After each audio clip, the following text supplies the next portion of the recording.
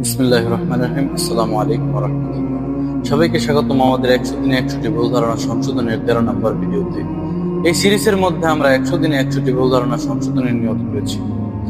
আজকের ভিডিওটা হচ্ছে রাত্রে এঁটো পানি অথবা এঁটো খাবার বাহিরে ফেলাকে নিয়ে। আমাদের মধ্যে অনেক মানুষ বিশ্বাস করে যে রাত্রে এঁটো পানি অথবা এঁটো খাবার বাহিরে ফেললে সেটা ইসলামে নিষিদ্ধ, কিন্তু না, ইসলামে কোনো জায়গায় এটা উল্লেখিত নয়। কোরআন শরীফ, হাদিস শরীফ অথবা কোনো অলি আউলিয়ার জীবন দশার মধ্যে কোনো গল্প প্রমাণিত করে না। বরঞ্চ এই বিষয়টি এসেছে চতুর্থ শতক এবং পঞ্চম শতক থেকে।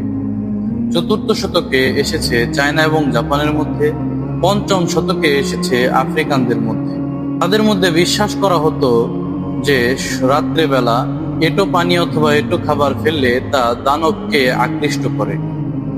তারা বিশ্বাস করত কিছু ভগবান, কিছু ঈশ্বরের উপর, যাদের মধ্যে কিছু হলো বুদ্ধা এবং সনবুকং ইত্যাদি।